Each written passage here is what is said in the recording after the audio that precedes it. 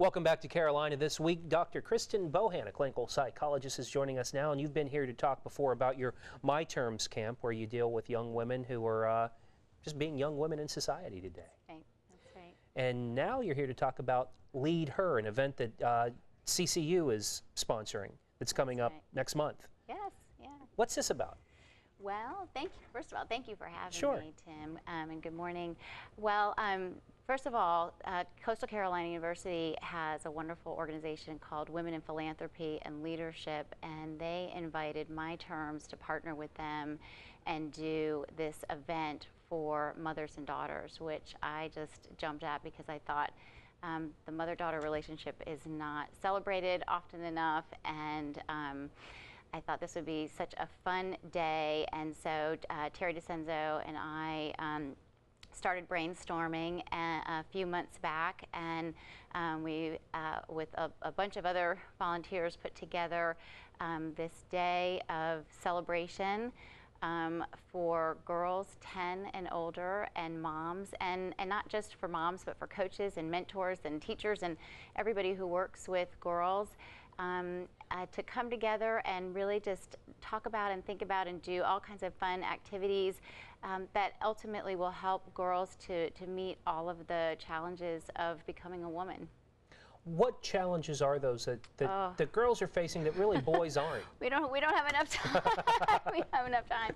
Well, as you know from other times when we've talked, one of the things that My Terms was organized to address, Tim, is all of the toxic images and messages in popular culture, in the mass media, around girlhood. So over the last few years, there's been a lot of attention through books and some great documentaries that have been put out, really raising awareness of the negative ways in which girls and women are portrayed in all of the different facets of mass media and in popular culture. And so I think what this event is doing, which is a little bit different, is we're trying to begin to think about offering some solutions. So let's start talking about things that we can do to fight back.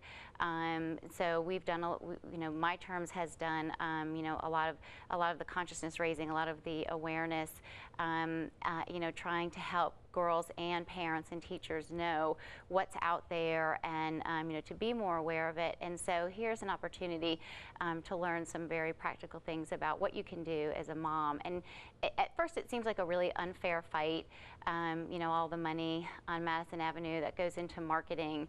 But there really are a lot of things that you can do as a mom to begin to fight back. Do you sense at all that the tide's changing? Because I was just now thinking about this. I read an article where the head of HP is a woman. The new head of Yahoo is a young woman. She's younger than I am, and she's expected to do huge things for that struggling company. And then you have Huffington Post and Ariana Huffington controlling one of the bigger media empires in the country now. Do you think the tide might change? Well, I hope so. I mean, I certainly don't think that we can let up. I mean, I think that we have to keep keep pushing ahead. I think, we do keep taking steps forward, but you don't have to look very far to see how all of the negative images out there impact girls at a very early age. And I'll give you just one example, since we're right around the corner from Halloween. At a recent Halloween party that last year that my family attended, my little girl wanted to be an OBGYN because that's what her godmother is. And so she dressed up in scrubs, and she had a little boy baby doll, a little girl baby doll, and she was so excited because there was going to be a costume contest, and she thought, oh, she definitely had it. And we got there, and she ran outside, and she was playing with all the little kids, and she came back in, and she was very tearful, and I said, oh, what happened?